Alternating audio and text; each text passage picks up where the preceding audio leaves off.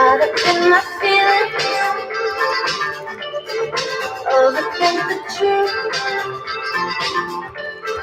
Fantasize you left me behind, and I'm turned back running for you.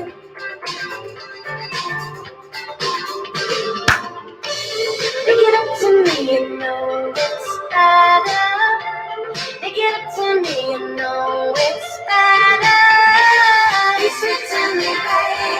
I wanna believe in you. I wanna believe. Be sweet to me, baby. I wanna believe in you. I wanna believe in summer.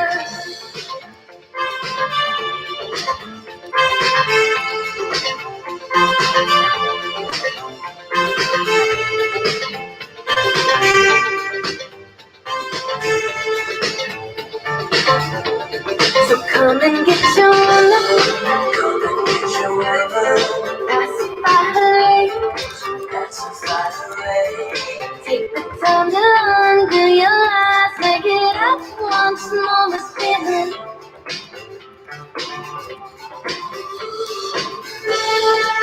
Recognize your mistakes, and I let you back in. Realize not too late. Love you always. Make it up to me, you know it's better. Make it up to me, you know it's better. Be sweet to me. So that is one of my favorite songs right now by Japanese Breakfast. If you've not checked out Japanese Breakfast, make sure to check them out. One of my favorite bands. With that said, super excited for today's episode and guest. You all might be familiar with them. If you're not a tech geek like me, you're probably not familiar with them, but you need to get familiar with them. It's also why I brought him on the show, so he can educate the masses and share a little bit about his background and his years spent in the neurotech field and some of the awesome work that he's doing leading one of the game-changing companies in this industry, which is called Neurable. And they recently just launched their really highly anticipated product that they've been talking about and they've been promoting for about a year now. And it's called N10. And I'm going to share a link to it so you all can get it. But essentially, Neurable is one of those companies that I've been watching for so long as someone that's a neurotech enthusiast and just a fundamental technology enthusiast on what they're doing to really bring the future of work into the present. And let me tell you, neurotech is the future of work, especially how it's going to help you, one, focus on tasks that matter, but also bridge between your work and your life as well. And Dr. Ramses is going to share a little bit more about his background in the neurotech industry because he's done a lot of things in this space. In fact, he went to school for this, and he knows a lot of amazing people in the industry. With that said, make sure to share this with your mom, your dad, that professor that is probably bugging you about neurotech, or whoever, because this is going to be a hot episode, and I'm super excited to have Ramses on the show with me. Doctor, how's it going, man? Hey, how's it going? It's an absolute pleasure to be here today. I'm actually here at Neurable HQ, and obviously the N10 are here as well too, which I'm so excited to be finally revealing to the world. Dude, no, they look amazing. I've checked out the product. Congrats on y'all's Kickstarters. I've mentioned that. You know, Doctor, it looks like there's a lot of work going on behind it. Yeah, tell us a little bit about, how long have you been in the neurotech space? And, when did you develop a passion? Because I've read your story, but a lot of people who are probably tuning in aren't probably as familiar about your journey. Yeah, absolutely.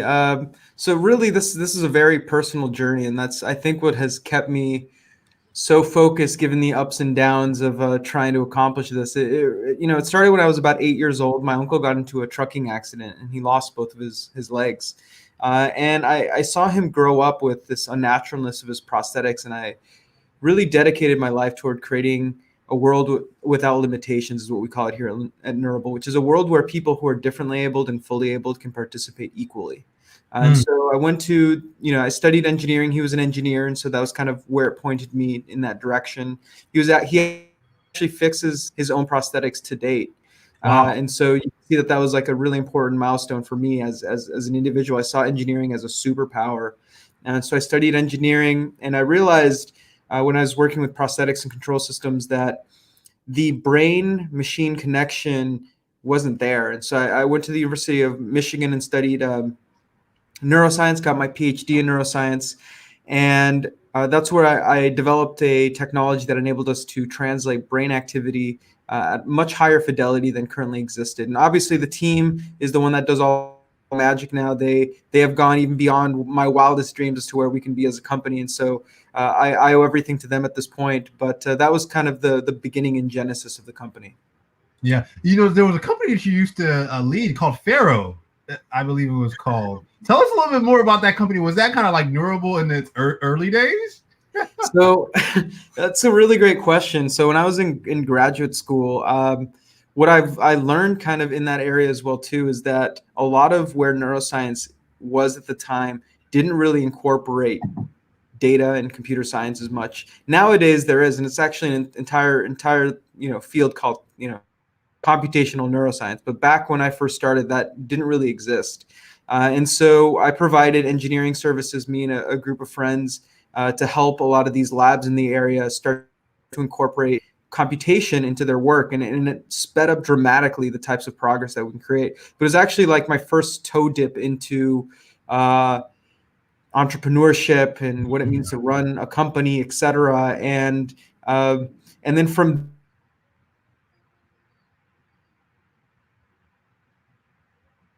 this technology, and that's where Neurable came about. And it's for me, I've been working on Neurable for about close to 6 years now. Wow.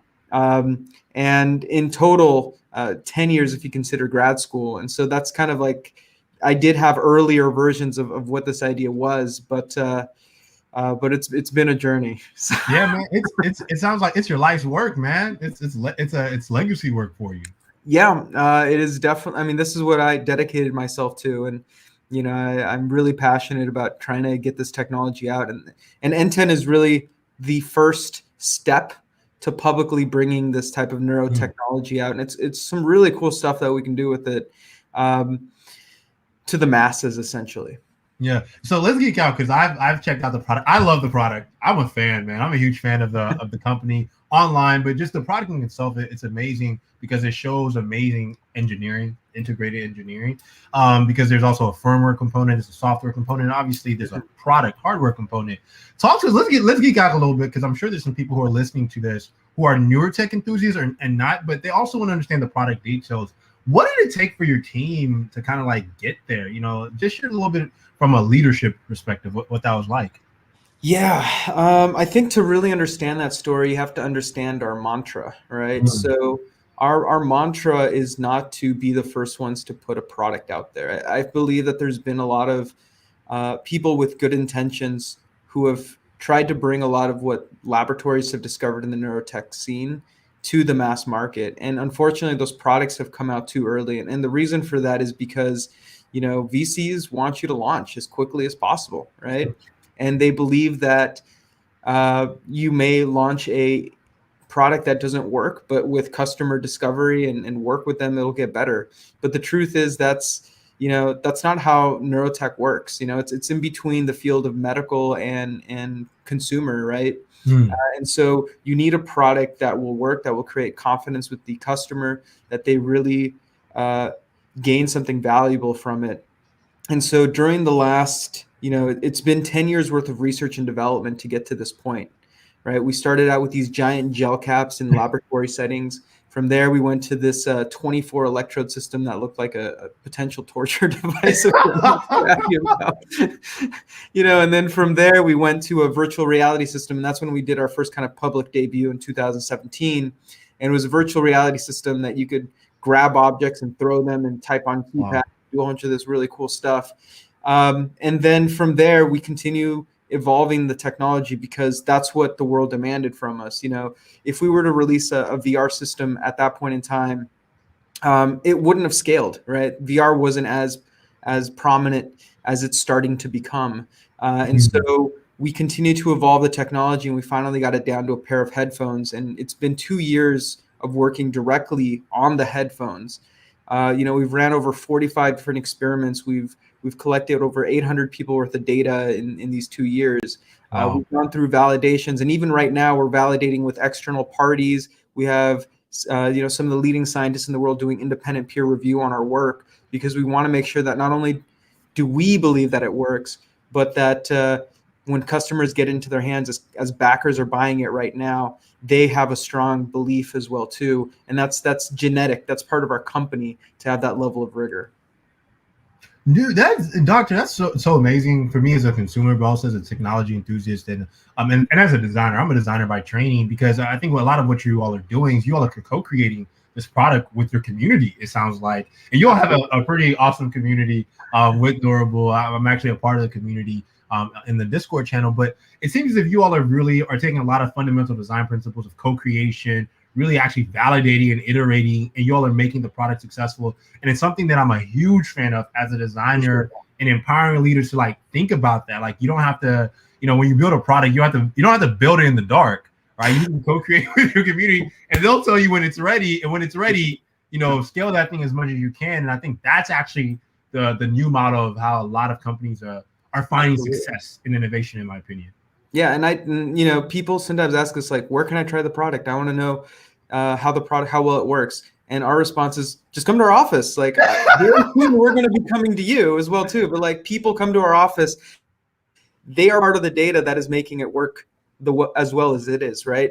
As we get more reporters involved, as we get more people involved, obviously that message is going to go out more organically. But we love doing demos. We love having people be a part of our community, provide us feedback. Actually, we're going to be releasing a white paper soon.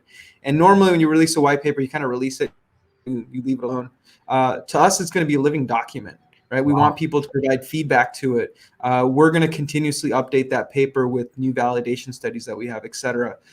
So yeah, that's really tied to our community. And yeah, so thank you for highlighting that, because I believe that this is something really key that we're doing. No, it's super key, man. Yeah, it's super key, and it takes a great designer to notice that. So thank you for the great work that you all are doing. So I want to move into a different topic here, because you're a pretty you're a huge advocate for the future of neurotech, what it means for people, in terms of like human beings, and giving your background, your story, and what you went through with your family. For you, how important is the humanization of technology? Why do you think companies should really focus on humanizing their technology? Yeah, that's super key. And what I would say is, if you would have asked me this question 20 years ago, I don't know if I would have been able to answer it. But it really took a significant amount of time and maturity for myself personally to get to the point where, like, at first it was like, I just want to solve problems, right? And then after that is, this stuff is pretty cool. And now I'm finally at the point where I'm starting to understand is, the brain is the essence of who we are. And obviously we all understand that from a bigger picture. But that also means that we have to have a deep amount of respect for privacy, for people, for emotion and empathy, and how we translate this information, how we can use technology to create those kinds of connections. And that's really where N10 comes in. It's like, how do we enable people to communicate not just with each other better, with themselves better, right? The word N10 comes from the Spanish word entender, which means to understand. That's really kind of like a core area that we really want people to understand themselves and others better with. Wow. For you, because you seem to have a lot of people in your life who inspire this journey. Who has been maybe a thought leader or another family member that's kind of like encouraged you and motivated you to keep doing what you're doing, man? I definitely have a lot of heroes. My parents are obviously huge heroes of mine. One of somebody that I'll throw somebody else new is what I'll say, because people have probably heard me talk about my parents numerous times. But I have an uncle. His name is Ernesto in Seattle, Washington. Shout out to Ernesto. Shout out to Ernesto. He actually let me live. Him and his wife let me live inside their house while I was in college. We weren't necessarily, I wasn't necessarily the wealthiest of individuals, right? So it was always difficult to get access to all that. And he allowed me to live there and to grow there. And he also gave me a ton of different pieces of advice, and one thing that he told me is, Ramsey, is like, if people truly love you, they'll give you the space that you need, right? If people truly love you, they'll understand that you can't always be there for everything. Just, do what you love, and we're going to be there to support you. And I've taken that mentality, not just for myself, but also for the people that are around me. I understand that, people are going to go through different phases of their life. There's going to be ups and there's going to be downs. And no matter what, if we truly care about people and we care about their success, it's about being there and being present when they're ready and vice versa. 100%. By the way, those who are tuning in, feel free to ask questions as we're chatting. We'll definitely make sure to display your questions in live stream so Dr. Ramses can address it, and we can also chit chat with you. So feel free to ask questions. That's usually how the live streams go. If you are new, welcome. Shout out to Chris, who is super engaged, asking questions, and he's asking, will there be time for questions? So I wanted to make sure I recognize that. That's amazing. Dr. Ramses, why do you think, because there's a lot of brands right now that are in the neurotech space. It's like you mentioned, an emerging space. But, one of the things I've loved about Neurable is how you all have differentiated the brand. And you all are truly like positioning it to be something unique, like something focused on quality. I'm a big on brand building and community building. For you all, talk to us a little bit about how you all see y'all's community, and what are some of the things you all are working on in the future for them? Yeah, I think that I would give significant props to Erin on our team. Shout out to Erin. She's pretty awesome. Shout out to Erin. Shout out to Jamie there. I think the hardest part of being a CEO as your company starts to grow is finding people who share the same values so that you don't have to be there the whole time and still see that like essence of what you want to occur. And she has really been the one who has created that. The advice that I got initially was like, oh, the CEO shouldn't be on the Discord, just, like, oh, blah, blah, blah. And Erin's like, no, like, if you believe you should be on the Discord, be there. If you want to talk to people directly, be there, right? Like, build the community that you want to build, and you'll find the right people. Those people will be receptive, and so I've always been like, for example, my desk is actually that one right there, right? I'm not in a special office, like I'm on the ground floor with everybody else. I want people to come in to ask me questions. There's meetings sometimes that I join, and I tell them, like, don't see me as the CEO. I am a scientist here. Like, debate with me. Like, don't agree with me, etc. And the reason that I'm talking about myself and like etc. is because I want that to permeate across the company, which is like we all have a voice here. Right. And that's how I see the Discord as well, too. It's like, we're going to be releasing this white paper. We're going to be releasing this information. You have a voice, too. Our newsletters highlight people in the community. And, because all of this is, all ships rise together. And this is just how the company's DNA is. That's so powerful, man. Shout out to cultures that are like that, because those are, I consider them people-oriented cultures, and where healthy debate is probably the most healthiest thing for any company culture. And it's the biggest thing with product development that people don't realize. It's all about applied learnings. It's all about learning as fast as you can and iteration over time. And when people have a voice, they get to do that. Want to show love to Chris and Mavi, who are so engaged, and they have some critical questions for you, my friend. So Mavi, let's go with Mavi. Mrs. Peru, I think that's a lovely, beautiful young woman there. What are the critical values for a successful company? Talk to us. Well, I can tell you the critical values for what I want a successful company to have, right? And what I would say is ethics. It all comes down to, I was doing a lecture actually a few weeks ago, and I was telling people that it's easy to do. It's the hard things that define who you are, right? It's easy to be a good person when everything is easy. When you and your spouse are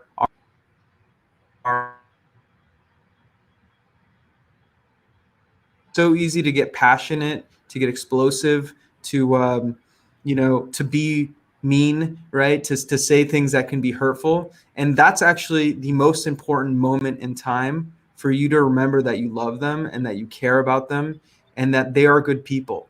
And that this is just a moment in time, a spike that's happening, but together and through caring about one another, you guys can get through and understand the situation and grow from it. And I think that's something that most people don't remember in the moments where they matter.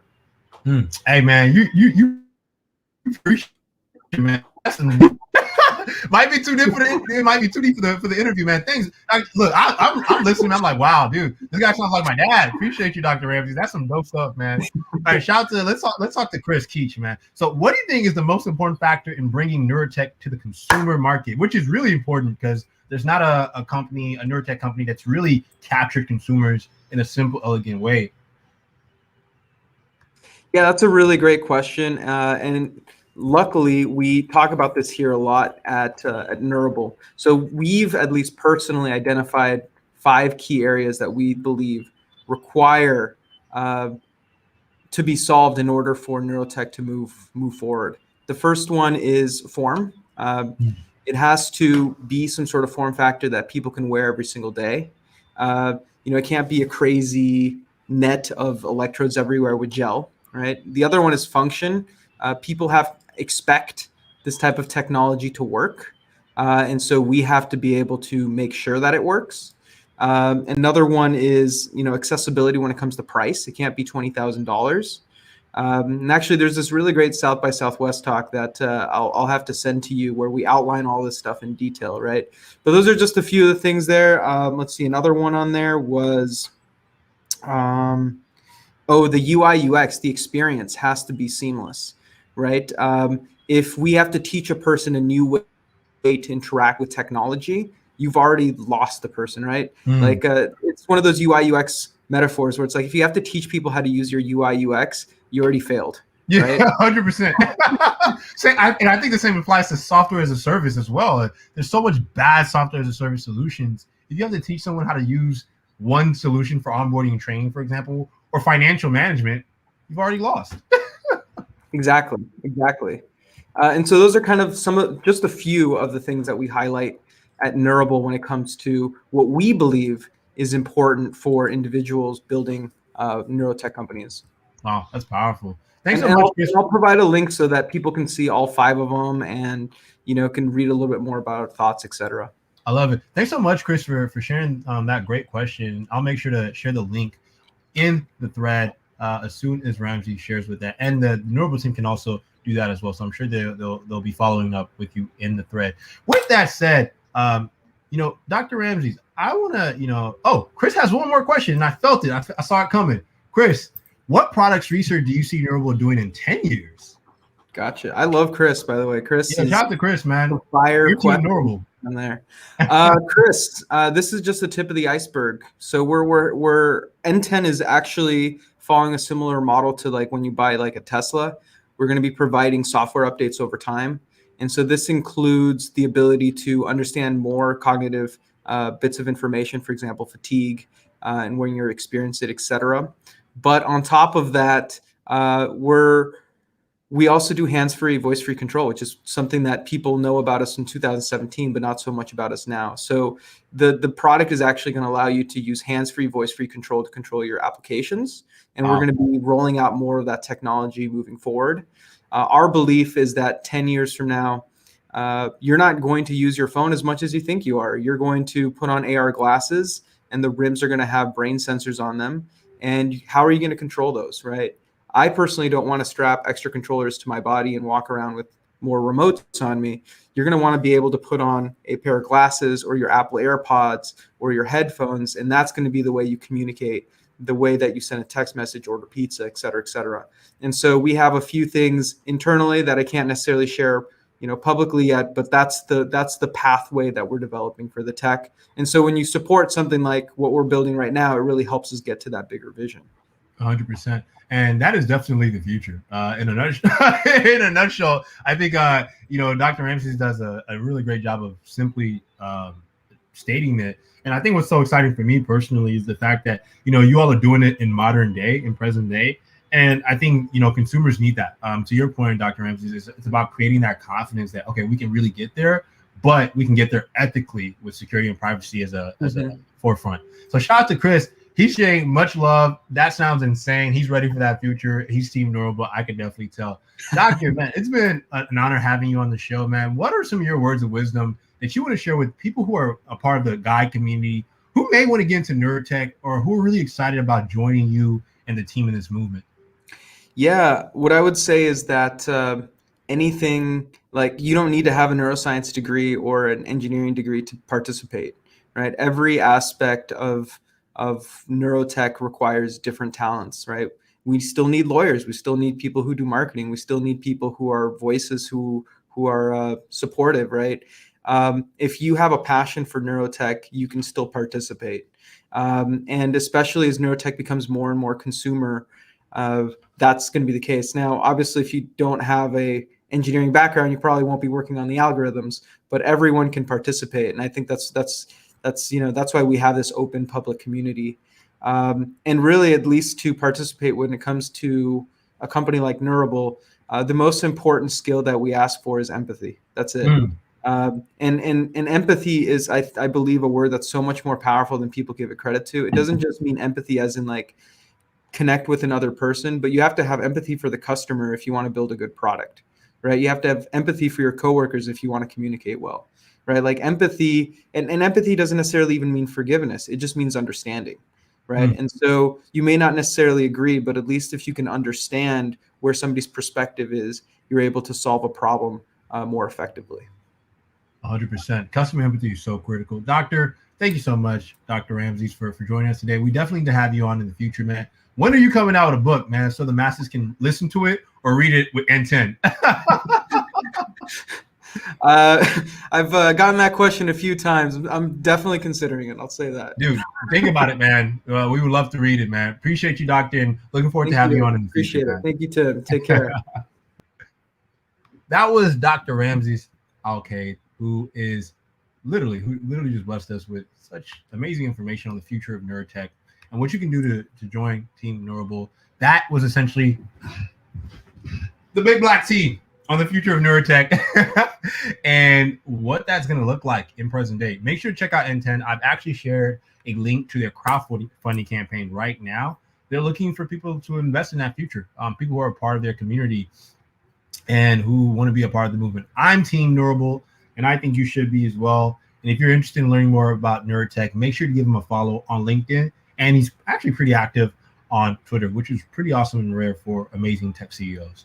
With that said, thank y'all so much for tuning into this episode. Make sure you all join our beta program. We're gradually and slowly expanding it.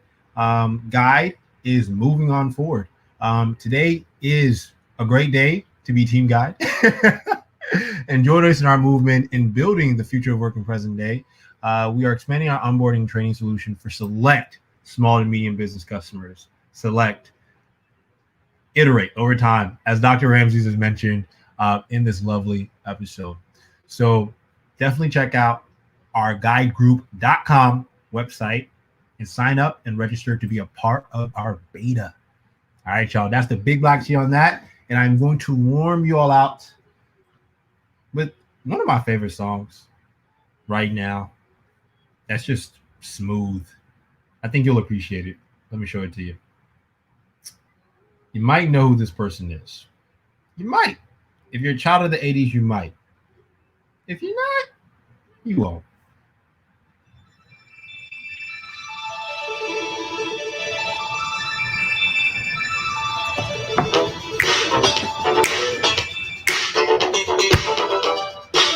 All right, y'all. Peace.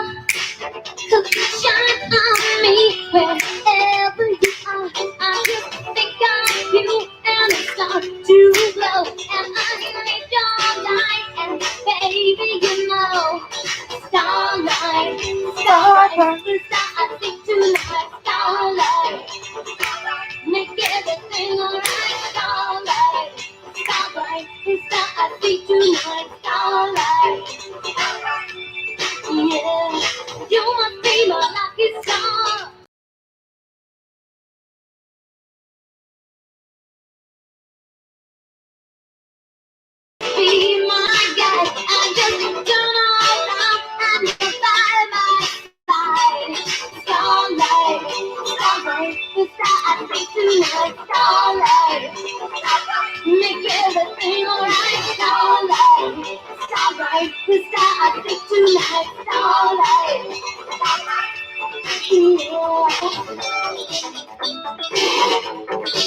Come on, shine your heavenly light tonight. 'Cause I know you're gonna make everything alright. Come on, shine your heavenly light tonight. 'Cause I know you're gonna make everything alright.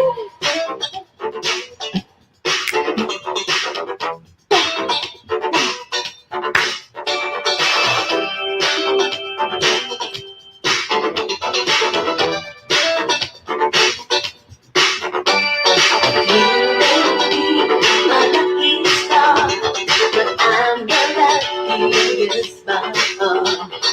You may be a lucky star, but I'm the luckiest by far.